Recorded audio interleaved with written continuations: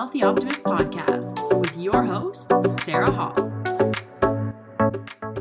Hi everyone, what's going on? It's Sarah Hall, the Wealthy Optimist. I am excited to have you join me for another podcast episode today.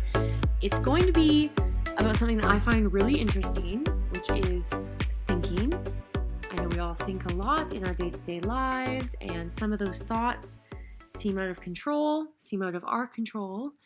And today we're going to dive into a topic that sounds more complicated than it is, which is metacognition. Now, if you've heard about metacognition, then you know what it is. If you don't, then let's dive into it.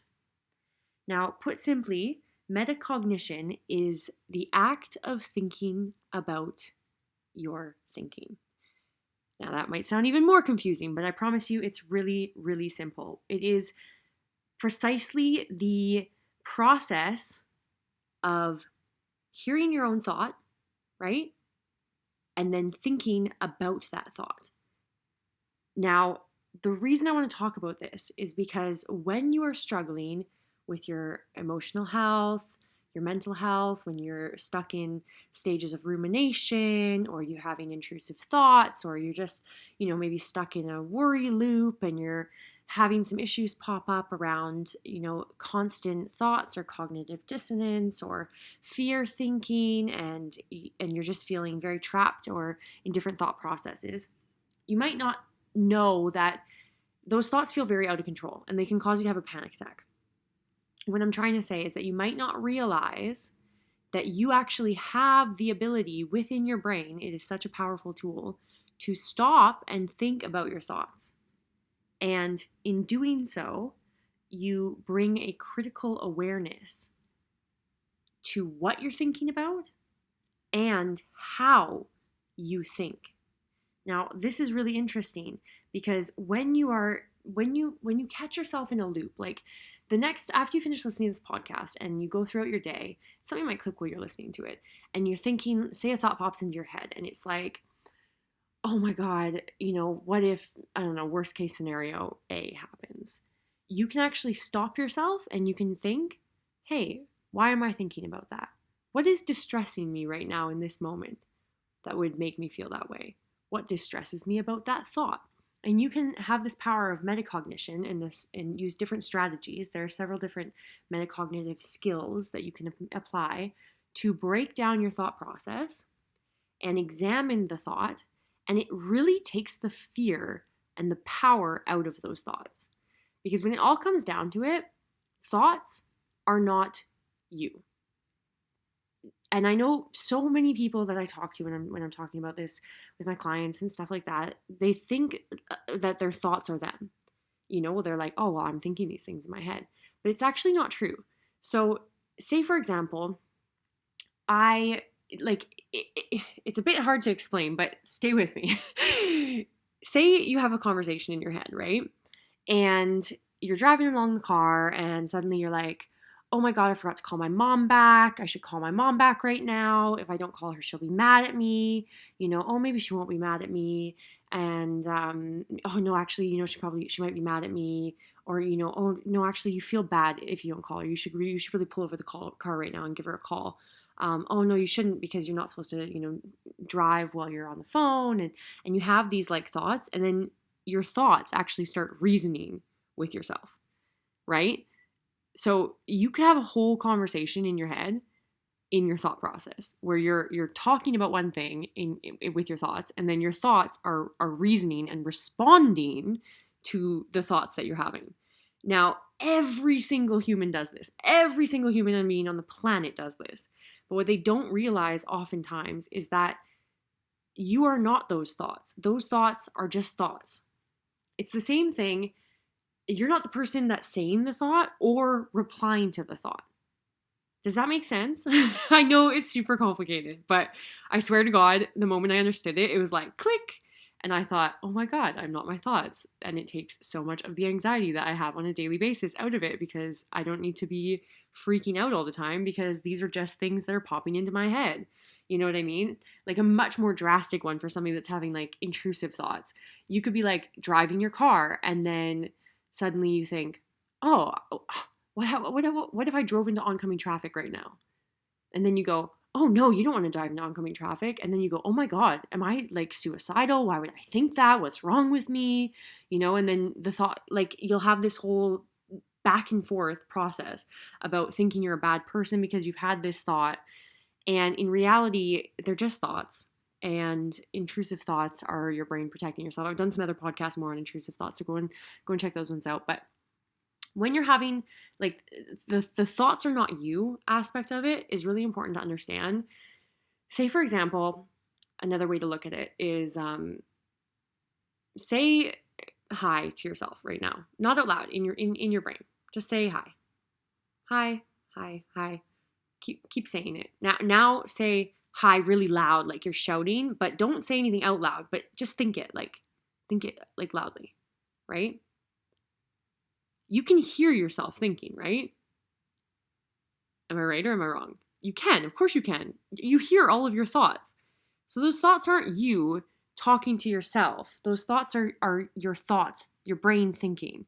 And so metacognition, I know that this sounds probably insane right now, but just stay with me, okay? Metacognition is the act of realizing and understanding that those thoughts are thoughts. And then you're able to think about those thoughts and you're able to dissect those thoughts. And there are a bunch of different skills that you can use and strategies to actually break down thoughts in order to learn more about yourself, to help yourself plan better for goals or tasks, to help yourself become more organized, to help yourself when you're studying, to help yourself break through problems that you're encountering. By actually dissecting the thought instead of just allowing the thoughts to run free and rampant like they were in the car example when we were, panicking about whether or not we should call our mom. Because what thoughts will do when they're left to their own devices is they will just go on a tangent. As you will know if you have ever spiraled into some kind of worry and then suddenly the worst case scenario is happening and you're dying because you've looked up your slight cough or sore throat that you had and now you've got lung cancer because Wikipedia said that, a cough could potentially be lung cancer. You know what I mean? And the next thing you know, your thoughts are just spiraled out of control and you're having a panic attack and you're like, how do I come back from this? And then you think you're crazy because you let it get that far. And this is how you can stop it from getting so far. It's a really great way as well to stop ruminating on thoughts is by acknowledging the thought that you're having as a thought. Take away its power. So when I say that the thoughts aren't you, you can also imagine like I put a piece of paper with a drawing on it in front of you, right? And on one piece of paper, it's got a drawing of a house, okay? And on another piece of paper, it's got a drawing of a dog. And I ask you, which one of these drawings is you? Well, you're going to immediately look at them and go, neither of them are me. And it's not just because one's a dog and one's a house. It's because you are the physical body that is looking at those photos. You are looking at them. That's the you. And the thought is just the same as those two photos. It's images, thought process that pop into your subconscious mind that are not you. I hope this makes sense and doesn't sound absolutely insane. It makes so much sense to me that I just wanted to share it with you guys because it's so fascinating. And I think that it's so important because so many times I talk to clients and they're like, I keep ruminating all night. And trust me, like I've been there. It is so hard when you're ruminating to stop that process. But metacognition, go and look it up. Go and do some searching, read more about it. It's so fascinating. It helps you to identify something that you already know. So if you're thinking and you're starting to have some thoughts about something and it's spiraling, you can actually stop this. You can stop yourself from thinking that way. It gives you the ability to understand your thoughts and to process your feelings. It helps you to develop self-awareness. It literally helps you to understand and process that your feelings are just that, they're feelings. That your thoughts are also just that, they're thoughts. They're not you. Those things that you're thinking are not you. and they're 99% of the time not going to happen. Anyways, this was a short one today. I just wanted to come on here and talk a little bit about that. I hope you find it as interesting as I do. I want you to go and like research it. Really actually try doing the high exercise when I was talking about that. Give it a try. It is so fascinating to take a step back, and I hope this doesn't give anybody like an existential crisis. But when I finally understood this, it changed my life, because it became so important to me to understand that when we have anxiety, we think that we have no power over our thoughts. And that's really what gives us even more anxiety. We feel this loss of sense of control.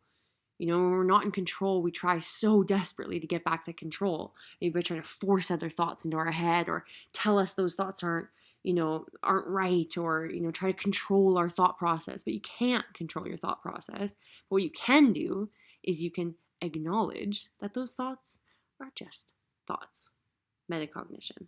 All right. I love you guys. Have a wonderful day, and I will see you very shortly on the next episode. Bye.